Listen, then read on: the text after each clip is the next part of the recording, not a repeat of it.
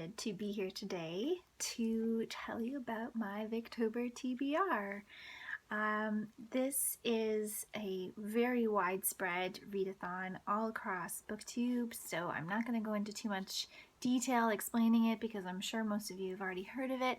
I will, of course, link the hosts of Victober in the description box, who are Lucy the Reader, Books and Things, Beyond the Pages, and Kate Howe. They come up with different group challenges and fun prompts each year for Victober, and this is the first time I'm participating. So I have picked out 4 books that I'm going to read.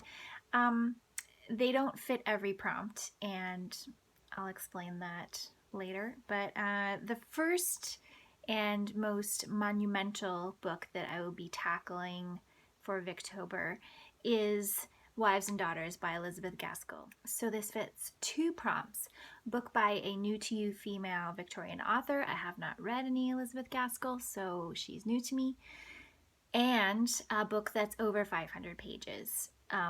So I've tackled both those prompts, and the even more fun part about Wives and Daughters is that I will be buddy reading it with my friend Tanya from The Sampler Girl.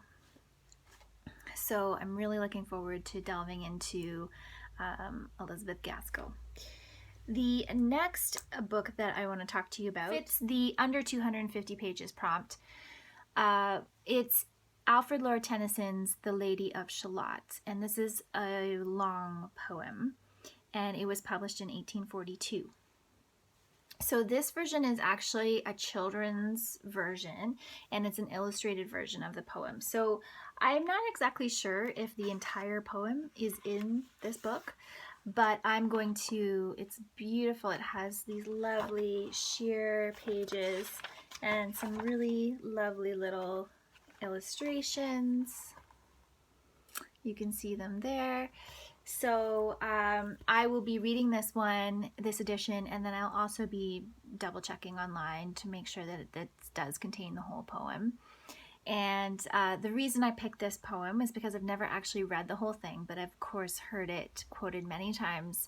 I'm a very huge Anne of Green Gables fan, and especially the Anne of Green Gables TV production that was made in the late 80s with Megan Follows, and she recites the poem and goes off in the canoe, the ill-fated boat with a hole in it. It's just something that is on many of our radars. There's also, of course, the famous painting of the Lady of Shalott. So I'm excited to read this poem and delve into it during Victober. The next 2 books are both by Oscar Wilde. I am not going to be doing the read-along, which is his plays, because I wanted to do an audiobook, and my library has Oscar Wilde, The Collected Stories, which was published in 1894 on audio, so I'm going to be listening to those. Apparently they're very witty, and I think isn't everything Oscar Wilde wrote witty in one way or another, but I'm excited to listen to those. And I think this will probably be the first time I'm listening to short stories on audio, so I'm interested to see how that experience is. And then the other book that I will be reading for the prompt under 250 pages. I believe The Collected Stories is under 250 pages, and I'm also going to be reading The Soul of Man Under Socialism by Oscar Wilde, which was published in 1891, and that is on my iBooks. And I found it ages ago and just haven't gotten around to reading it, so I'm really excited to delve into that, a little bit of nonfiction, and read some. It apparently has some anarchist views, and I'm kind of into anarchy right now, so I'm excited to read that. And the 4th book that I am going to be wait a minute, was that already 4? Oh yeah, so sorry. The 5th book that I'm going to be delving into, I don't know if I'm going to read this in its entirety. But I'm cheating a little bit, which I think is permitted in the grand scheme of Victober rules. And I'm going to read some of Eminent Victorians by Lytton Strachey. So I've had this edition of this book for many, many years. I bought it because it has the portrait of Lytton Strachey on the front that was done by Dora Carrington, who is a painter that I really admire.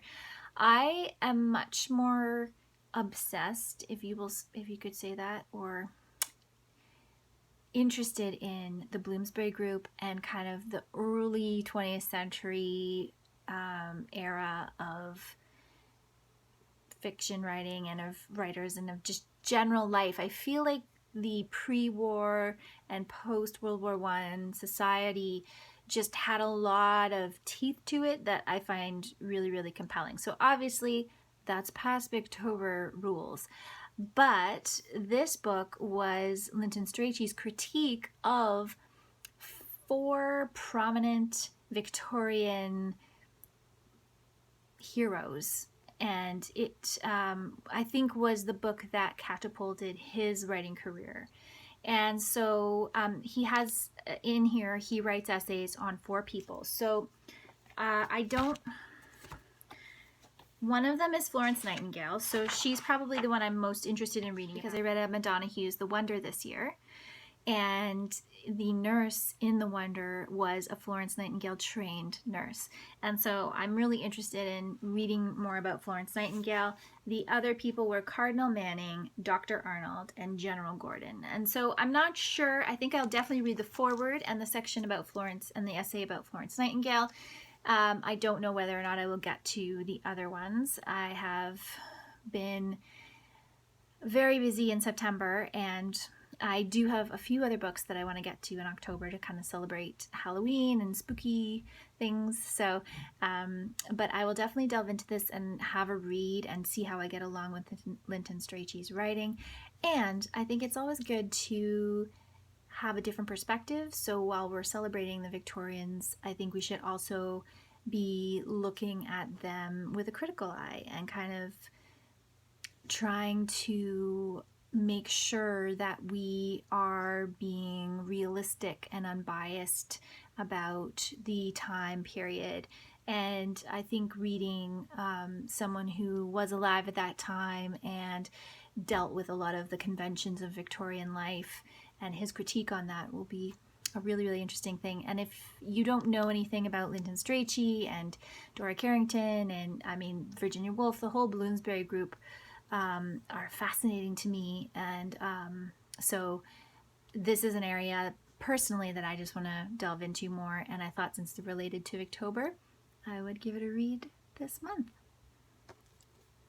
So that is what you can see from me.